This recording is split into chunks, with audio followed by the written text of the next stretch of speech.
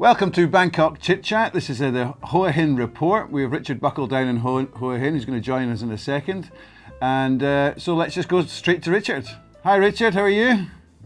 Well, very good morning. Yeah, we're down by the beach. We thought we'd go somewhere a little bit different. In fact, you can probably hear the waves.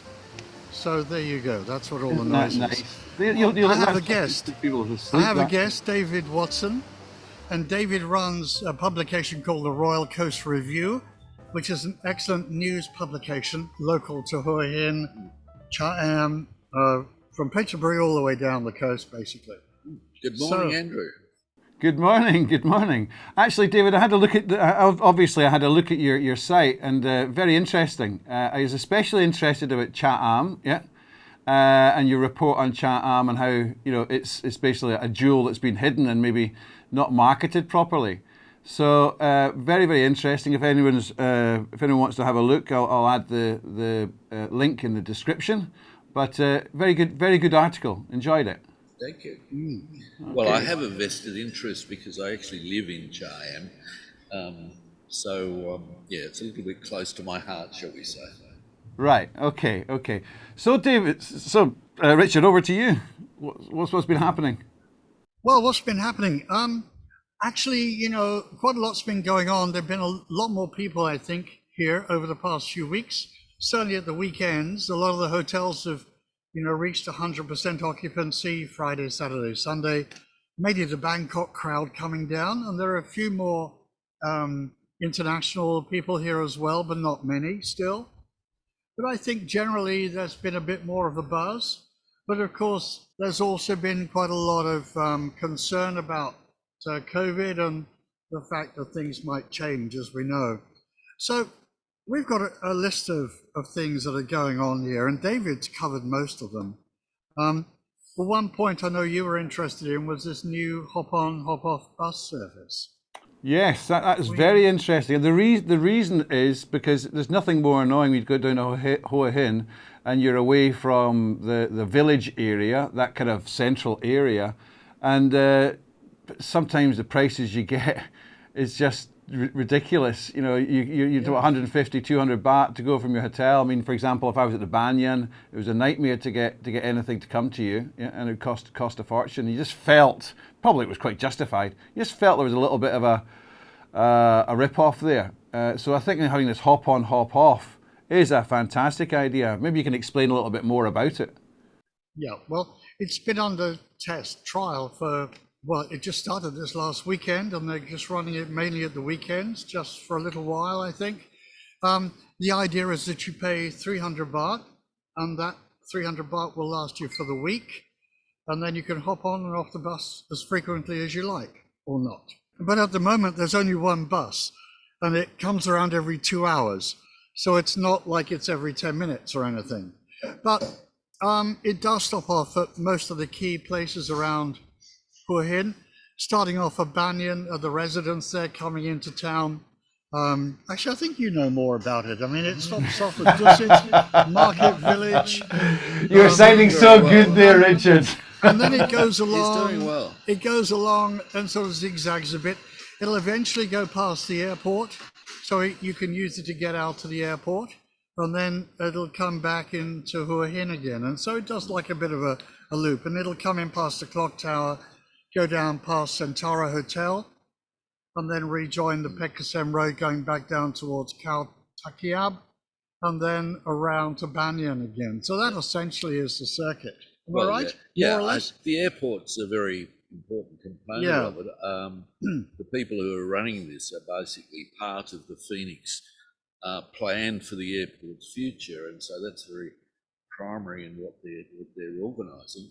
There is a stage 2 coming up too, perhaps not for another month or so, which will be a Bangkok to Hua Hin run, but taking a much more scenic route along the coastal strip through the salt fields, and there's a whole lot of attractions along that and run. Coming through Cham as well, right? And coming through Cham as well. Yeah, that's a little bit down the track, perhaps another month away, but part of the same deal. Well, we had a meeting a couple of days ago with William? With our friends at B Concept, William and Mark, Yep. right, who are running B Concept, which is the events company who are going to be organizing events at the airport. Now, this is really amazing what they're doing, because they seem to be quite determined to put on a pop concert at the airport within the next few weeks. Thai artists coming down. They weren't able to say the name, but apparently quite big name artists are going to be coming down and performing at the airport. Wow. On a fairly regular basis. Is this for the New Year celebrations?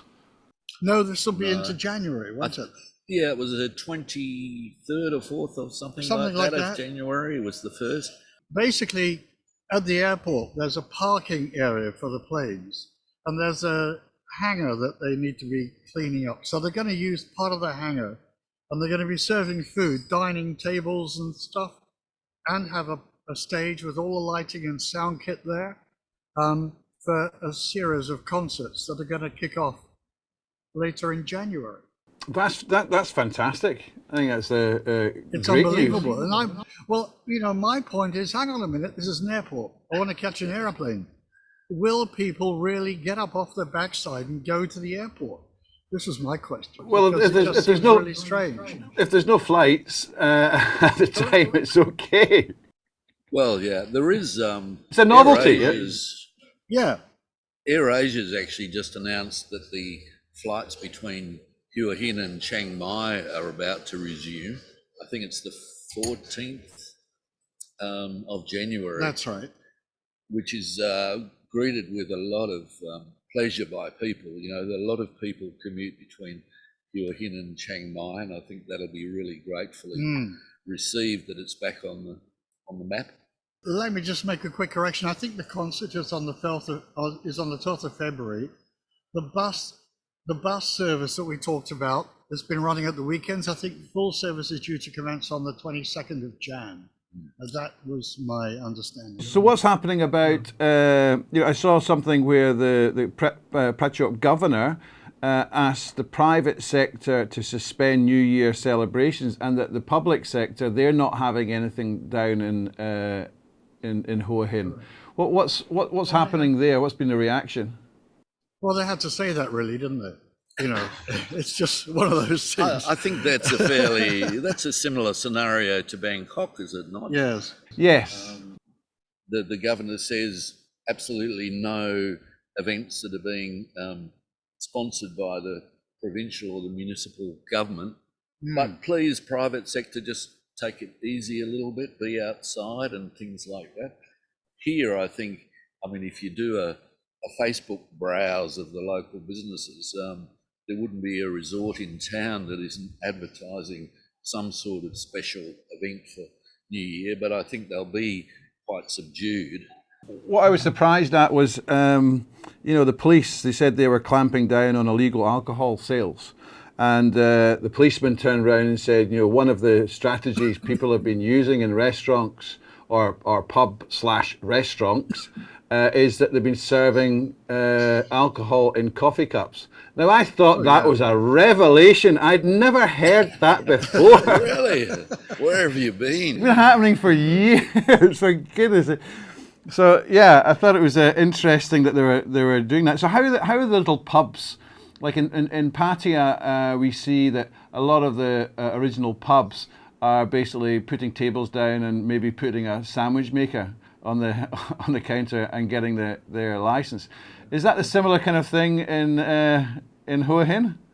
Oh, yeah, I think so. In Charam, where I'm usually based, I don't think there was ever a time when booze wasn't flowing, whether it's a coffee cup or some sort of stainless steel mug or whatever. Right. I spent some time a couple of days ago out at the Banyan golf course, and they've got a very tricky scenario because a number of the golf courses, Banyan being one, is outside of the zone where alcohol can be served at all. Now that, for a golf club which prides itself on being a very hospitable, welcoming, have a drink for the 19th hole, they've got a facility called Mulligan's Pub, Yeah, closed. been there. Lovely. Because they're just outside the municipal border. So bad luck. They have all the SHA plus certification and all those sorts of things, but they're stymied. Okay. And that applies to a number of places. We were talking earlier about Hua Hin's main Monsoon Valley vineyard, same scenario, outside the zone. So you can't actually do any wine tasting while you're there. Can you just not call it grape juice and that's it? Yeah. Well, I mean, who knows? I think the situation is that the very small operators with a little corner bar, well, they'll cope if, somehow. But these sorts of businesses that have a name and a marketing presence can't really afford to have that sort of attention. So they stick to the rules, and they're penalised. So can we move on? Sorry, can we move on a little bit, Andrew? Yeah, we've got quite a lot actually to get through today. Oh, that's good. Good news. Good news. Well, can we just summarise on the COVID situation? I saw a note here. I've got a note here that the last from the 28th of December, Pet Shop reports 38 new cases of COVID and 8 cases in Hua Hin. Very, very, very small. Yeah. Sure. I thought there were a bit more than that now, aren't there? I'm not sure how that's going. I mean, the latest news, if you like, I hate to use that word, but the big O, if you know what I mean. Yeah. Used to mean Roy Orbison once, but it stands for something else now. There were 3 British tourists that surfaced here that have been diagnosed with the new O strain, which raised a number of eyebrows. But as far as I'm aware, that's basically been it. No, not too many. Front. No, that's true. Whereas when I was listening on the radio this morning, coming in, 450,000 Americans tested positive for the big O yesterday on one day. So, there's a certain anxiety about that here, I think, but the reality hasn't arrived at this moment. Yeah. There does seem to be some apprehension, understandably, of the fact that there may be some sort of further cases and things, sort of developing here over the next month or 3. But anyway, I wanted to move on because I had a complete change of subject. Had a day trip or half-day trip last week, and went out to meet a guy called Edwin Week. Have you heard of Edwin? No. No? Okay, Edwin runs a sanctuary for wild animals, mainly elephants and bears. I'm not sure if he's got tigers there at the moment, but there are some en route. Yeah, there are some. They've got monkeys. And he's got this sanctuary, which has been running and developing for the past few years, which is about a 35-minute drive inland between Kengkerchang and Hua Hin, more or less, but inland behind the hills. It's a huge open area. And he's done this most amazing job of really taking care of these elephants that have been used in tourism or been abused, and also monkeys that have been locked up in cages in concrete boxes for years. He's put them into his compound and gradually coerced them gently out into this open wilderness, which is actually on a little island within his compound. So they've got lovely trees and places to play and swing and do their thing. So I went out and met Edwin and had a good time out there. And he just he just put on a concert, which we attended last week as a fundraiser. Because while COVID's been around, they haven't been able to, have all the tourists go out and make all the donations and pay fees. So they've had to feed 800 animals for the past 18 months or so out of their own financial resources. So that's been really, really tricky. And Edwin is fluent in Thai, been out here for 30 odd years, been running his foundation now since 2000 or 2001, and it really is doing it's doing great stuff. But he's a real quite dynamic character as well. And some people like him, some people don't, because he's a bit full on. But I think he's doing a terrific job out there. We probably should say the name of this organisation is, the initials are WFFT, which is Wildlife Friends Foundation Thailand. That's Yes. the formal Wildlife title. Friends Foundation Thailand. Pop it into Google. Yeah. And he's got a great website and Facebook and all that. Well worth having a look at. Okay, we'll Needs add that to the donations if description. you're feeling that way. Mm. The most recent announcement from that organisation is that they're currently, and I'm thinking sort of like today or yesterday, currently, they've taken on a rescue of 11 tigers from the Phuket Zoo that's closed down.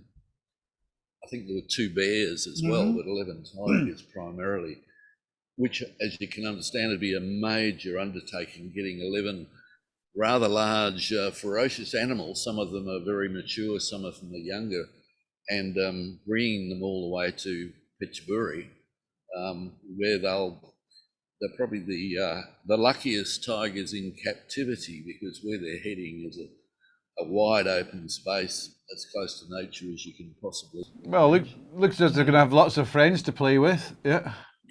Yeah, exactly. But it is a terrific place, you know. Yeah, we'll add that to the description so people can see that. Yeah. Okay.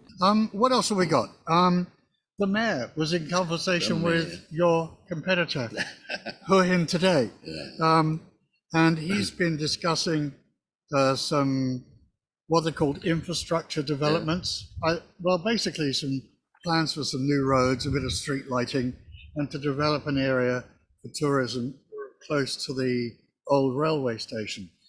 Andrew, is Hin Lek Thai a familiar name to you, location-wise in Hua Hin? Not really. I recognise the name Andrew, but that's about it. Yeah. Okay, that's good. All right. Hin Lek Thai, which is, well, I was talking to Richard a little bit earlier, you can call it a big hill or a small mountain. It's about 160 odd metres above the surrounding flat land, where there's a big viewpoint, and it's actually a fantastic place just to go and understand. You get a vision right across the landscape through to the ocean. However, it's a little bit off the radar, and dare I say, I think a lot of locals have never actually bothered to go up there. It's only 3 or 4 kilometres from the centre of the city, so it's not a hard place to find or to get to. That's near Banyan, isn't it? It's near Banyan. Well, No, not really. There's another one there with a temple at the top. Yeah. One of the places that overlooks directly is the Royal Hua Hin Golf Course. Yes. So when you're looking Which down, is behind the railway station. Yep. But I guess the point of, apart from saying when you come to Hua Hin, please take the time to drive up the hill and have a look around, but the mayor's talking about one of those walkways, you know, with the transparent flooring that some people react by getting down on their hands and knees and can't really manage, but quite a decent project which might hopefully lift the whole profile of that attraction for the city. The idea has been around for a few years, but it looks like they're going to edge closer to doing something up there, at least improve the viewpoint area and make access available, because very, very few tourists actually make it up the hill or even know about it, because it is a fabulous place to go. So yeah, there's a nice artist's impression of this walkway that we're talking about, and yeah, I think it's well worth developing, isn't it? But let's just go back down to the mayor again, because his conversation was just yesterday or whenever, and it looks like we're going to get some extra roads. They want to make more of a walkway in the tourist area between the Hua Hin station and the beach. So that's like a downhill area, and that goes past the local government offices, and they're going to open up market areas, stalls and stuff like that. There's a roundabout just outside of the train station, which I think they said they're going to demolish and make that more of a walkway. So it'll be interesting to see how that develops. Yeah. Okay, what else do we have? We had still in the news, which is something that you wrote about, was land encroachment. There have been some properties built at the end of Hua Hin Beach, right next to the mountain where the monkeys are. Just at the foot there is a hotel development, but some houses were built at the bottom of the hill, and they were ordered to be demolished. But also there's been another development in Army Land, just south of there.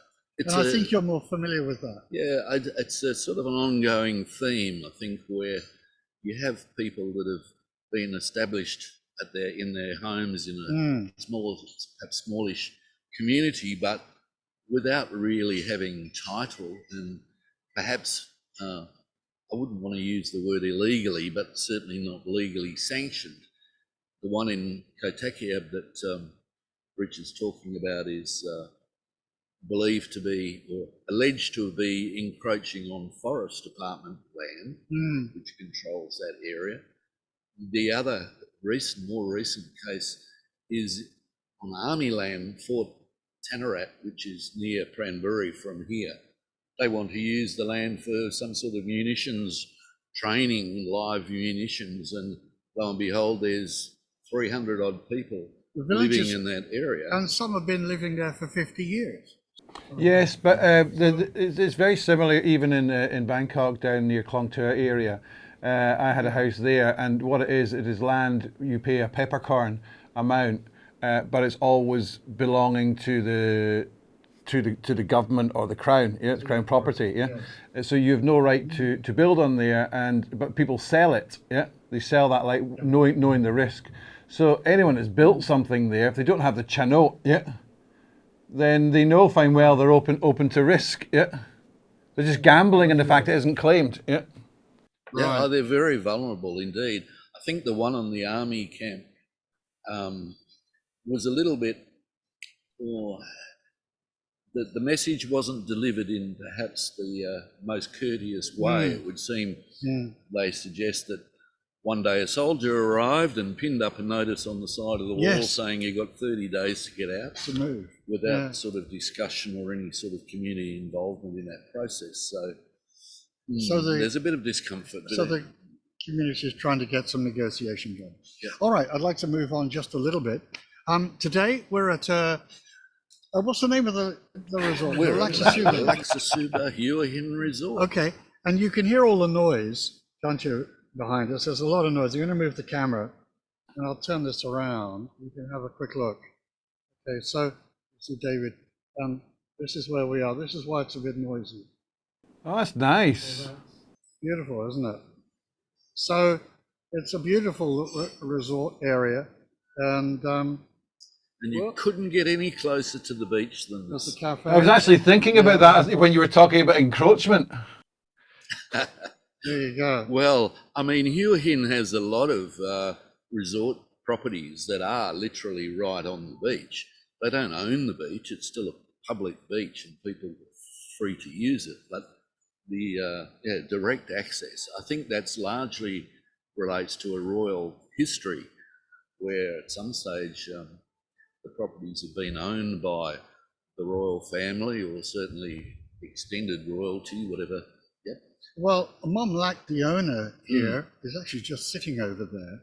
Of course, her whole family was connected with the royal family 100 years ago. Right. She was is the great granddaughter of Prince Naras. Right. And Naras Damri Road, which sits out the front of this resort, past the Centaur and others, I think translated means the home of Prince Naras. So very significant. And Mum Luck, her mother, her now quite elderly mother, who's here quite often, will proudly show you a photograph of her wedding with King Rama IX at her wedding. So it's a very real. Yes. Well, I mean, it is the royal town for Thailand, and it's good to see that they're keeping that that sort of theme going, since now Rama IX, the Great, has passed away. Yeah, and he was much loved. No question about it. Yeah. So what else is happening? Okay, I had one more subject. Got time? Yes. We Love Hua Hin is a campaign that. That's original tag, isn't it? Yeah. It is, yes. But the campaign was kicked off some months ago. In fact, maybe a year or so ago at Banyan. But it seems to have taken off. The idea of promoting the town through the slogan "We Love Hua Hin." And you'll see that there are some stickers and flyers. There's a Facebook page and a I could have worn a website. T-shirt. But You could have worn the T-shirt, but it's just too big. Yeah. So that's something that I think we're going to get involved with and embrace a little bit more. And that's really run by, as I said, it was initiated by Banyan through their Privilege Club promotion, but has sort of separated a little bit from Banyan to really focus on promoting tourism within Hua Hin and the surrounding area. So one thing I saw was how at the market village Hua Hin, they've put electric car charging systems, which I think was very nice. The only thing I was a little bit confused about is I think it allowed for 2 or 3 cars to be charged at any one time. Yeah, so it must be a bit of a queue. But I think it's great as a step. But they've also, EGAT. It's through EGAT and their, I think it's called X, or was it Elec EGAT? Yeah. And they're putting electrical charging stations around the country, slowly but surely. Yeah? So it was good to see. I mean, how practical it is and how long it takes to charge and all these things we don't know. Obviously, it depends on the car. But it was just a good thing to see alongside your bus. Yeah. Yeah, it is good. I think there's about 4 electrical charging stations. There are several around the town, mainly in the hotel car parks as well. Yeah, you get 7. You get 7 in Hua Hin. Yeah, in total. There you go. Yeah, 7 out of how many cars? But all we need, well, there aren't that many cars, so they're doing all right. I was reading yesterday about a project based in Nonthaburi, I think, about trialling electric motorcycle taxis. That's right, 150 of them. Yeah, we're given. Yeah, that's right. I think I'd like to see those buzzing around here. I think. Well, they've been buzzing around. I mean, if you go to China, they're everywhere and been there for 20 years. I mean, they don't. If you go into mainland China, you will not see a motorcycle. Everything's electric, and I'm amazed the rest of the world has been so slow to catch up. Yeah, I agree with you. And I thought that article about the 150 electric motorcycles was interesting because I was wondering how long it would take to charge because they had a 100-kilometer distance capacity. Yeah. So what they did was they provided spare batteries, which is just total logic. Sure, it's good. It's great, isn't it? Yeah. I think that's about all we had this week. Can go on. Anything else? Oh, incidentally, you probably don't know this, Richard. I probably don't. I think the date is the 13th of February. There's a women's half marathon race coming to here. I wasn't going to participate in that. Which is a big, I mean, you have all sorts of fun runs and whatever, but this is aimed at the top level competitive athletes. Really? So this is a notch above. I have seen it in normal Royal Coast Review, but I haven't really read through it. It's called something about, there's a tagline that says the pink something. I think it's the 14th. Thank you, David. Well done. Read it on my Facebook. It's there. I think it's the 13th of February, so that'll be okay. All right. So is there anything happening for New Year? Just if anyone's watching, because this will go out before the bells. So is there anything official, fireworks or anything? What's your opening time? Do they open till 1 o'clock or what's the?